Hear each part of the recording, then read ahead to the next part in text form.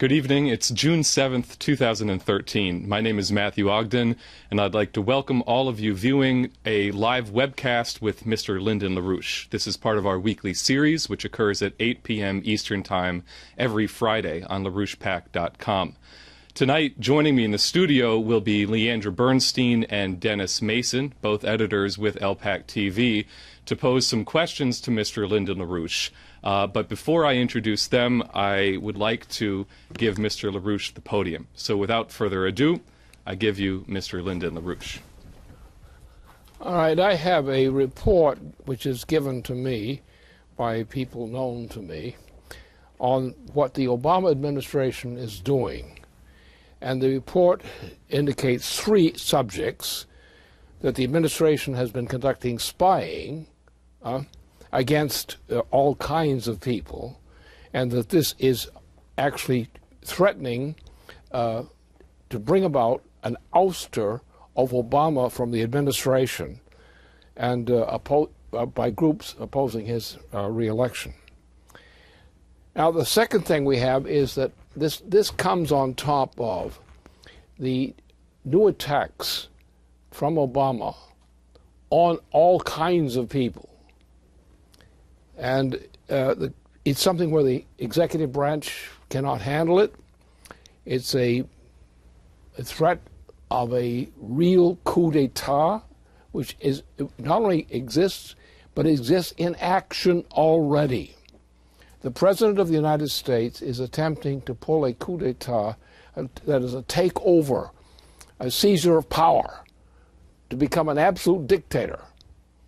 And what has happened, as many of you may know already, is that this week there has been a revolt in the Senate and other parts of the system which want this guy out. If you look carefully, however, there's a deeper aspect to this thing. The overall operation, of which Obama's a part, but he's only a part. We shouldn't exaggerate his importance in the structure. He's significant, yes, he represents this, he represents that, but that's not what the issue is. The issue is that he has been allowed to go to the point that he has absolute total dictatorship over almost everybody. And what happened this week, of course, is the Parliament, or pardon me, I was thinking it was the British Parliament, but the Congress has risen in revolt. And the pattern is that this spying operation that Obama's been running on behalf of the Queen of England has brought them to the point that people are now, on that account and several other related accounts which have been piling up, are ready to throw this bum out of the presidency. And that's where we stand now. We're on the edge. Is Obama going to succeed in making himself an absolute dictator over the United States? No, he's not going to succeed, because the British Queen is the one who's occupying the position. He's just her dummy. But the threat is that if he succeeds on her behalf and what he's put through, then there will be an absolute dictatorship in the United States, which will probably lead to a revolt, which means all kinds of bloodshed. So the best thing to do now is to get rid of this guy while he's highly unpopular.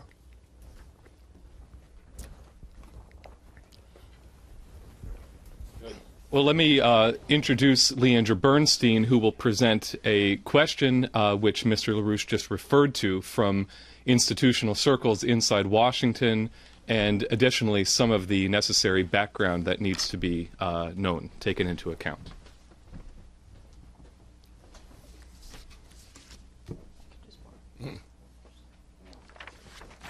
Excuse me. Thank you very much, Matt. Now, as background, I think most people have been well aware of the Washington Post coverage and the coverage from the London Guardian on the NSA collecting the phone records of millions of Verizon customers daily. Now, this story came out on Wednesday of this week, and it's been followed up every day, hour to hour, by new revelations. And the original report stated that the NSA is currently collecting the telephone records of millions of U.S. customers for Verizon, and that there was a copy of the order given to conduct this kind of dragnet was obtained by The Guardian as a leak on this program. And it was stated in the original report that the FISA court granted the order to the FBI, giving the government unlimited authority to obtain the data for a specified period on calls both within the United States and between the U.S. and other countries. Now, there was an immediate response, or there was a response to this from the head of the DNI, James Clapper, and he said that the two articles containing this leaked information had numerous inaccuracies, namely that we weren't spying on American calls, we weren't spying on just domestic calls. That's not what's in the law. It was only foreign calls, so only if you were making a call outside of the country. And he concluded in a press release by saying, the unauthorized disclosure of information about this important and entirely legal program is reprehensible and risks important protections for the security of Americans. Now, today, Glenn Greenwald, who writes for The Guardian and was the original author of this report on the leaked information, made the point that as far as the government is concerned, the government is comprised of public servants. As public servants, we're supposed to know virtually everything about what they do. That's why we call them public servants. They are supposed to know virtually nothing about what we do. That's what makes us private citizens. So I thought that was an interesting case, and you have really incredible dragnet. Each of these providers have had in a different program. This is not the Verizon program, but what was leaked further was a data mining project that includes 9 of the largest internet servers that have had these providers have essentially provided the NSA with current and past data on, as far as we can tell, any of their users. Now, when this came up in the Congress, this came up in the Congress during just a routine Senate appropriations hearing, which included Eric Holder, where Eric Holder was put in the hot seat, and Senator Kirk asked Eric Holder, I just want to talk about the Verizon scandal. He says, I want to ask, could you assure us that no phones inside the Capitol were monitored of members of Congress that would give a future executive branch, if they started pulling this kind of thing up, that would give them unique leverage over the legislature? And in response to this question, Eric Holder his mouth started moving. And he said, I'll be happy to answer this question, but in a closed hearing. To which Senator Kirk replied, I'd interrupt you and say the correct answer would be to say no.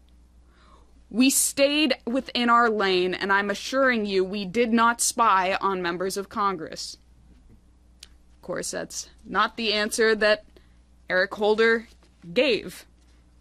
So, just further, in the coverage from Glenn Greenwald, you have the identification of what he termed new domestic authoritarianism.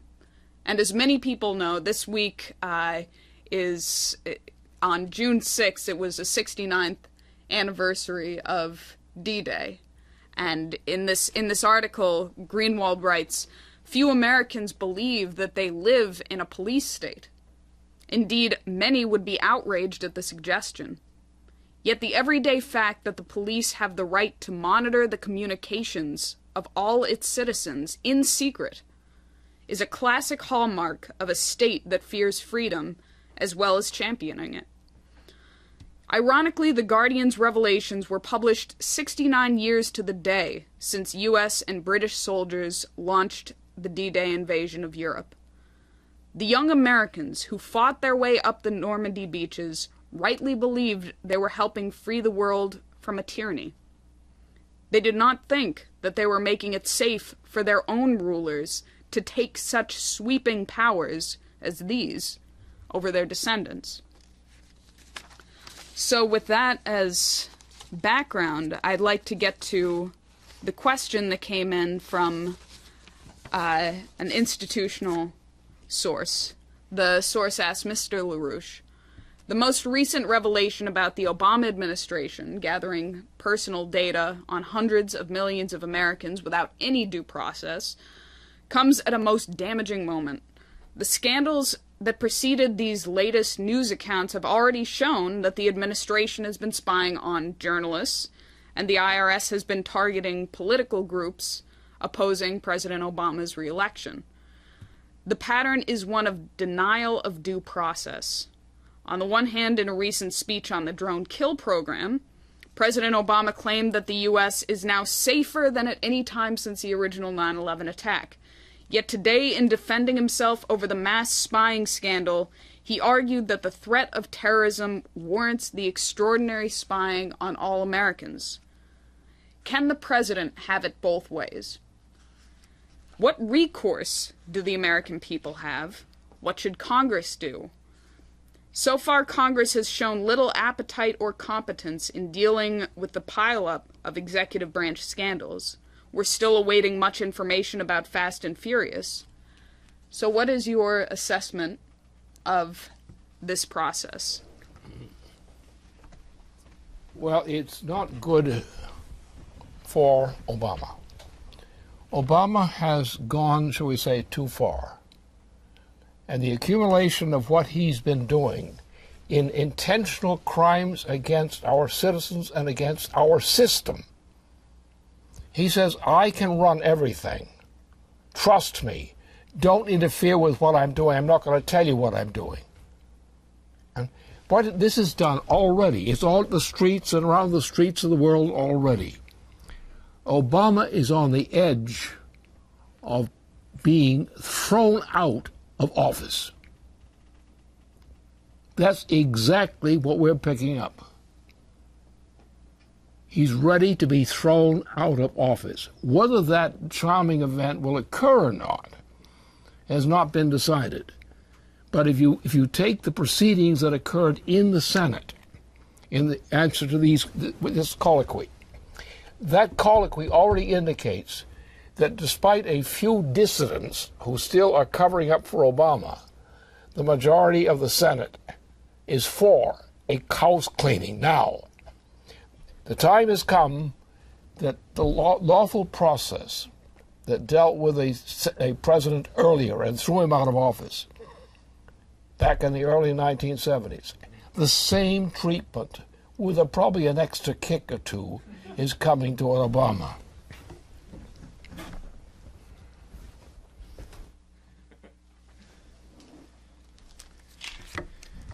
Okay, well, I have a question about the recent appointment as the head of national security, Susan Rice, and the nomination to the ambassadorship to the UN, Samantha Power. Now, both Rice and Power are advocates of the responsibility to protect doctrine, which, like we see with the bail-in policy, where that's the financial policy of the empire, responsibility to protect is the strategic and military policy. This was put forward at the turn of the millennium by Tony Blair and was followed up by George Soros.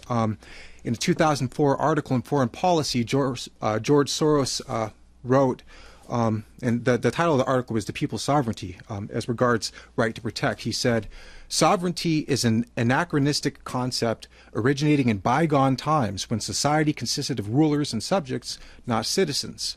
It became the cornerstone of international relations with the Treaty of Westphalia in 1648. The rulers of a sovereign state have a responsibility to protect the state's citizens. When they fail to do so, the responsibility is transferred to the international community." And then he continues, he says, "If governments abuse the authority entrusted to them and citizens citizens have no opportunity to correct such abuses, outside interference is justified. By specifying that sovereignty is based on the people, the international community can penetrate nation-states' borders." Now, in a 2004 forum, Power commented on a book that she had written, and she had said that my book and my research were utterly unsustainable on the free market. If I hadn't been able to get a grant from George Soros and the Open Society Institute, there's no way that I could have done the kind of investigative reporting that I needed to do. And then also keep in mind that in 2004, Soros put together some $60,000 for Obama's campaign to the Senate at the time, and Power was brought on board Obama's team then in the Senate. Now, so you have, on the one hand, Samantha Power. On the other hand, you have Susan Rice. I mean, we've seen with this question of Benghazi and the talking points and all of that, but also keep in mind earlier on in the late 90s, you had atrocities in Africa under her tenure as Secretary for African Affairs, which, you had the bombing of a pharmaceutical plant in Sudan, the removal of over 1 million refugees in the Great Lakes region of Africa by the armies of Uganda, Rwanda. And she had said at the time that, they know how to deal with that. The only thing we have to do is look the other way. So yesterday, the neocons are very happy with the prospect of these two coming into the administration. McCain gave a speech raving about Syria at the Brookings Institute, where he said, he has great new hopes for the team of Samantha Power and Susan Rice, particularly given that Power had great responsibility in overthrowing Gaddafi. So if you could, I'd like you to address this factor in the strategic situation around the Obama presidency. I think you ought to probably minimize the significance of that. Now, I've been forecasting for a long time, and I've been right all of those times when I've made a public forecast. Now, doing that, take the one case. In 1968, I first uttered a forecast saying that we were headed toward a collapse, that is an actual depression, a general depression of the United States economy. That occurred in the beginning of summer 1971. I was the only person as a forecaster, as an economist, who published a forecast on this subject of 68, which came to 71. No other economist in the United States had anything but a contrary forecast. This led to an event in the course of that same year in which there was a big event in New York City where all kinds of economists were assembled, including some leading ones from Britain, and they were all defeated in a debate with me. I've had a number of these kinds of incidents before. The tendency where people make mistakes on forecasting is they try to make mechanical forecasts. They take mechanical factors and they don't realize that what happens is most turns in history occur as total surprises to most of the people who've been experiencing that. So therefore, you're going to forecast. You don't forecast on the basis of statistical trends. You don't ignore statistical trends, but you don't forecast on the basis of that. What happens is a social process in which people are convinced that something is true. It happens not to be true, but they believe it's true. They can quote you on all these principles and all these experts and so forth who told you that this could never happen or it will certainly happen, one of the two. And yet, despite that, reality reacts suddenly with a complete disregard and contempt for all those forecasters. Now, that's what I've been up to ever since I made my first forecast in 1968. And that worked out well, too. All of my forecasts of that type have worked out. And I don't make forecasts unless I'm certain. And I know when I'm certain, and I know when I'm not. So if I don't know what I'm talking about, I shut up. If I do know what I'm talking about, I will say it at the proper time. And this is such a time. What has happened now? Don't look at all these facts. Forget them. Because they're facts that are stated, there are facts that are unstated. The unstated facts remain unstated, and the stated facts remain asserted. So therefore, what's your forecast worth?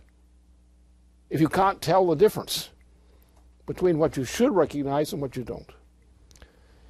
And we're now in such a time, I can tell you precisely in those terms, that we've come to a point where this Obama has abused, brutally abused, the United States and its citizens and its economy in every imaginable way.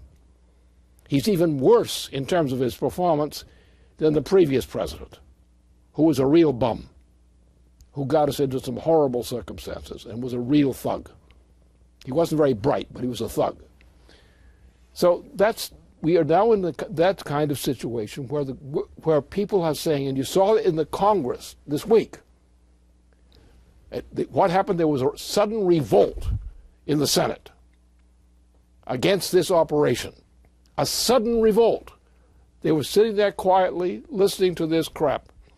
And then suddenly, boom, things changed. And the rioting began. What? What are you doing? What are you doing to us? You're doing this to us? And that was what rang out in the Congress. We had also a refraction on that from Britain, where voices in Britain of some significance made the same kind of observation. What has happened is that Obama was never really good. He was never really liked very much. But people were afraid of him. And when important people are terribly afraid of what some bum can do, and Obama did a lot of cruel things to intimidate people. And we come to the point, yes, a few senators did try to cover up for Obama, but most of them did not. So we've come to a point of ripeness where Obama is ready to be ushered from the exits or thrown out of the exits. And we've come to one of those times where either Obama is capable of imposing an actual overt dictatorship over the American people and the institutions, or he is going to be thrown out.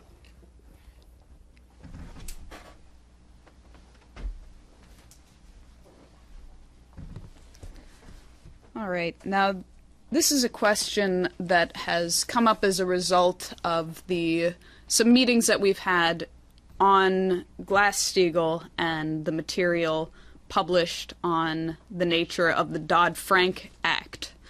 And what's been happening is, in certain cases, there has been a very positive response to the fact of positive in the sense of strong concern to the fact that Dodd-Frank loops the United States, hooks the United States into an international bail-in regime, and as it stands, the Dodd-Frank Act is still the shining example for other international bail-in regimes, which are being worked on really as we speak within the European Union.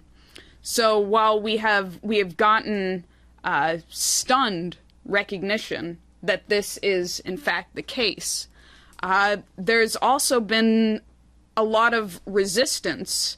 In particular, there was a meeting in Washington, D.C. earlier this week where we were asked not so nicely to leave the office of a congressman because we insisted that the implications of enacting Title II, the Orderly Liquidation Authority of Dodd-Frank, would result in the death of millions of Americans through economic deprivation. And this aide refused to hear it, said, no, that's not the case. That can't be the case. What you're saying is over the top. That was one response. Another response from a representative of the AFL-CIO at a conference earlier this week was that Title II of Dodd-Frank is, in fact, a good thing, and that in 2008, the financial system needed support. So the question wasn't whether the government should act, but how it should act. And he responded by saying the big question is, will Title II be used in the case of the insolvency of one of these G-SIFIs? Will it be used? And there's a vulnerability if it is used because it involves cross-border bank resolution. Will other nations invoke the same authorities? So that's a vulnerability. And he went on to say that if another SIFI went down and we didn't have Title II to invoke, it would mean severe damage for our democracy. Now, one more response, because I'll just throw in right now that these are they're clearly lies. People are clearly lying. And you get into a situation, people often throw lies at you as an organizer to shut you up. They lie to you to get you to just leave me alone. I'll lie to you, just leave me alone.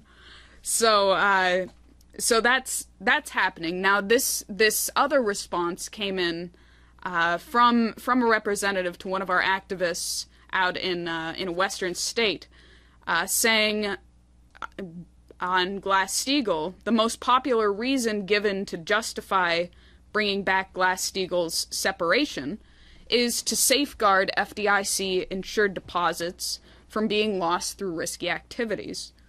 However, others argue that while Gramm-Leach-Bliley allows deposit-taking banks to affiliate with securities firms through holding companies, depositors and taxpayers are protected because affiliates can't take capital out of the bank.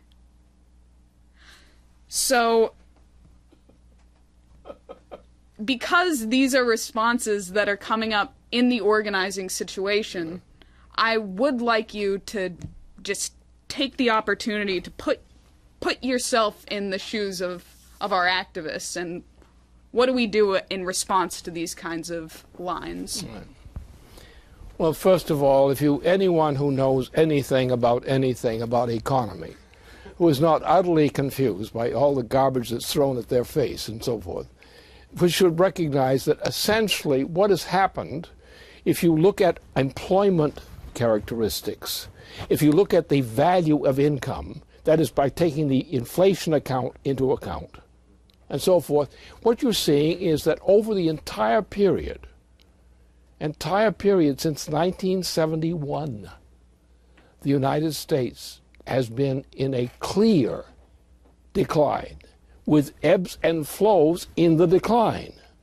So the conditions of life of the average American is worse by the year since 1971. It didn't start then. The figures were still fake.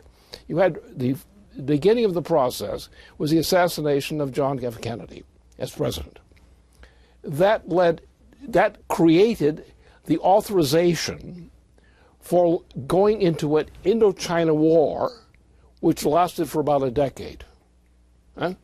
This destroyed the morality and much of the economy of the United States. That is, though some money was being put into things which would boost income in certain categories, the basic income of production and real wealth was being undermined. And we saw that with the decline of the space program. Everything was declining. From 1968 on, everything was declining. And the war in Indochina extended this problem. That is, the collapse was greater. Now you had a new president. We had, some foolish presidents in the meantime. One we threw out of office, fortunately, but others who should have been thrown out of office. And what happened? We had a new president, but the new president was outflanked. He had some good intentions, but he was outflanked. I was collaborating with him. He was outflanked. And he made his statement. He stood by it to the end of his career, probably virtually to the end of his life, the SDI. And so that was our policy. But we were losing. The income was losing. What was gaining was a certain kind of income, Wall Street type income. So we had an inflation in Wall Street type income and similar kinds of swindles, outright swindles, drug swindles, all kinds of screwy things, really terrible, stupid things. So we have been actually in a constant. Now anybody who has lived through the equivalent of 3+ generations, as I have, knows from experience that that is the record. That if you divide the thing between the gamblers and Wall Street are the gamblers. Now they have a lot of money involved. They have a lot of options involved. But we're talking about production. We're talking about the production of food, the production of everything. That is real things. We're talking about health care and other real things. The real things have been suffering. They are going down. What is controls everything is Wall Street and its European extensions from Britain. So we are in a breakdown of the whole world. So therefore, with these guys, if Wall Street is taking over the economy totally, as what they're saying, that's what Glass-Steagall will defeat. And what they're doing is nothing but hyperinflation. The rate of inflation now. Just look at the price of anything. Look at salaries of people. Compare that with the prices of anything that they buy. And look at the condition of income. Look at the housing. Look at the food supplies. Look at the food. Your food supply is being destroyed. By whom? Obama. Obama is a leader in destroying the food supply of the United States. Cattle, grains, all these things are being destroyed and turned into what? Gasoline, kerosene, instead of food. People are starving. The starving is going to get worse. And you're going to say that these guys who have triumphed in pushing through these swindles over all these years, that they are suddenly going to find a cheerful heart and go to your door and give you all Christmas presents all year round or something like that? These are the world's worst swindlers and the most successful ones so far, unfortunately. So the time has come that anybody who would support these kinds of policies that Wall Street wants could be lynched. Because the hatred against such people is there, it's piling up, You see it in Europe. It's piling up. The only thing that prevents explosions of that type is people are too scared to fight. And when there's a point in time where the fear of the danger of fighting and the sense of desperation if you don't fight changes the whole direction of history. And that's where we are now. Mankind will either go into something worse than a worldwide Nazi system, which is what's threatened. That's what this means. Dodd-Frank means that. If it were actually implemented in any form, it would be the authorship of genocide inside the United States and beyond. But who's behind it? Well, the people who are gamblers, the Wall Street gamblers. They all want the gambling proceeds. They don't think in terms of food. They don't think in terms of lives of people. They don't think in terms of health care. They think of their money and their money per se. They care nothing about the human being. And they're not prepared to do anything about it. Well, the point is, sometimes justice imposes a penalty upon the abuser. And the time has come. I don't think any of us who are not gutless and who are sane would give a dime for Wall Street.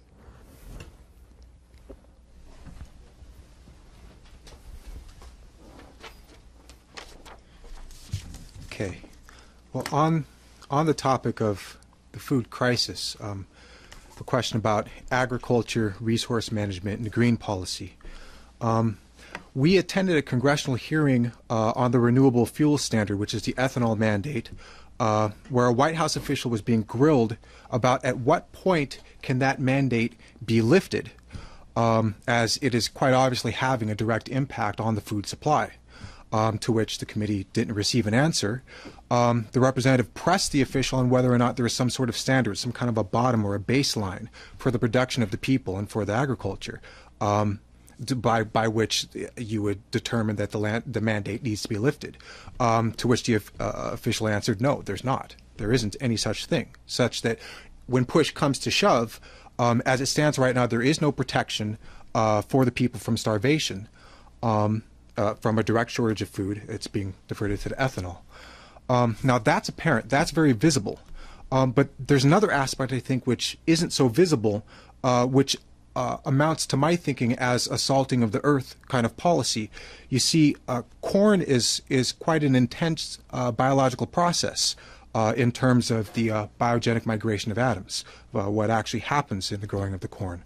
And we have had, historically very fertile topsoil across the nation, but we've been depleting that resource at an accelerating rate, running our crops based on a market value. What's going to get the money? Now, over time, especially in the lower latitudes, the ability to have a bountiful harvest becomes less and less. That's just based on the fertility of the topsoils. That doesn't take into account things like extreme weather, pests, plant diseases, blight, these kinds of things. So we're on the cusp of not only sacrificing ourselves today in the name of the markets instead of feeding the people, we're also sacrificing our posterity in that, in essence, we're burning through our soils. Now, along with this, we have the case, for example, in Iowa, where they were digging a well for water for agricultural uses, and instead of the normal depth of 150 to 300 feet where they would usually strike water, they had to go down to 900 feet, and they weren't very successful even at that depth. So the attempted wells in this case were abandoned. Now, the groundwater complexes in that area, are complex, but and the nearby wells are doing okay. But the farmers, the drilling companies, geologists are very concerned about the fact that there was one young farmer who was having a well drilled for a hog raising complex. He couldn't find sufficient water, even drilling to that depth, so he canceled his plans altogether. And a few other hog companies have had their existing wells go dry. Some farmers have had to resort to hauling in water. Another had to use a farm lake that he had built previously. But now keep in mind here, this isn't out west where it's arid and very dry. This is well east of the 20-inch rainfall line. So we have the capability in principle of dealing with these problems. We can, in the case of soil, we can re-enrich the farmland, but that's not necessarily a profitable thing to do for a Monsanto or a Cargill, and it does go directly against the policy of population reduction which is in play right now. On the water question, we have NWAPA to address that crisis. We could go to nuclear desalination to get fresh water if we choose. So in principle, these aren't crises which are out of the power of mankind to address. The real crisis seems to be more that the empire is out to kill us. So if you could address this problem. Well, in terms of all kinds of normal response to a disaster in these areas, in topical areas, if you're just going to do that, you're going to fail. You're going to have to actually go back to a deeper approach. We're going to have to change. First of all, the first thing we're going to have to do, because of the deprivation, we're going to have to cancel all conversion of food into fuel. All food into fuel ends. That's the first thing. And if you don't do that, you are not serious. And anyone who doesn't do that is a criminal, morally a criminal. So therefore, we're going to shut down the fuelish people. That's what we have to do. Now, we also have a deeper problem. What you say when you talk about all this deep well stuff, what you're talking about is the fact that the stupidity, the criminality has been underway for the better part of a century. Since the 1970s, and especially since the 1980s, the late 1980s, and the entry of George H.W. Bush into the presidency, and then later his two sons into the presidency twice, and now this bum, Obama, you think how long a period that is. 4 years each term. And it's over that span that the resources of the United States, which were then rich in these categories, are almost non-existent now. So we're not going to be able to get out there with a good old pump and pump up the water that's needed. It's not enough. But there are other methods we can apply. And they imply technologies which are available to us. We can do it. But it means we've got to get away from the green technology. What is going to kill Americans is green technology. As long as the greenies are triumphant in raping the economy and destroying it, destroying productivity, then we don't have a chance. You're doomed. But then what's the green technology? Where'd the green come from? Well, I know where it came from. I know the names of the people who created it. And they were all criminals. I followed that since, again, for almost 50 years of how this policy was put into place. And for 50 years, we've been destroying the world, or a good part of it. So now what we're going to have to do is simply throw these bums and their policies out. It's a national emergency. That's what it is for the United States. We have to make some radical changes quickly to get people moving upward. In other words, you cannot just try to put a few drops of water down a deep, dry well. You've got to generate some growth in the water.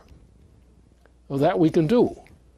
But it means we have to sacrifice some of this damn green foolishness to do it. We also have to employ people in productive labor, not foolish make work, or these kinds of things. We've come to the point that the United States has been ruined, actually I could say ruined since the assassination of what? Of John F. Kennedy. The United States has actually been on a decline since the assassination of John F. Kennedy. And the long war that we got into, which is totally unnecessary, totally contrary to all principle. Douglas MacArthur, probably the greatest genius military genius of our century, or our past century, warned against this. We understood Truman was no damn good. That's a fact. But what we did is we put up with him, and we went to a thermonuclear option. It was firstly nuclear weapons. We dropped nuclear weapons on Japan, both cases. Neither should have been done. Japan had already been defeated. The dropping of those nuclear bombs had no effect on winning the war, but quite the contrary. So we have been moving in directions, including unnecessary wars, wars which are not wars. You can no longer fight wars in conventional wars. In If anyone's thinking about going to a world war now, they are clinically insane or clinically dead because they don't know what they're doing. The only kind of a war, we're now in a thermonuclear conflict syndrome. If we try to push any kind of warfare, as in the Middle East region, as now, say, the Syria situation, if you try to push that to the point that the Israelis get stupid and get into that kind of operation, or anything like that, if we go to a nuclear crisis, it will be a thermonuclear crisis. And all leading experts in the military department know that. But what is happening? This administration in the United States is pushing in that direction. The British are doing it more obviously. We have some people like Dempsey and so forth who are warned us against this nonsense. But we are not far from the threat of going to thermonuclear war. And thermonuclear war lasts for about 1 hour and a half. And a lot is over.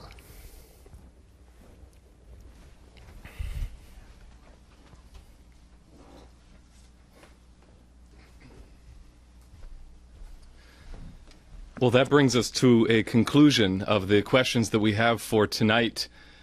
I think Mr. LaRouche's forecasting record, as you said, has been made very clear over the last almost 50 years. So what he said tonight, I think, needs to be taken very seriously by everybody who heard. So I would like to thank Leandra. I would like to thank Dennis for joining me in the studio tonight. I'd like to thank you, Lynn, for what you said. And I'd like to thank everybody who was watching. Good night.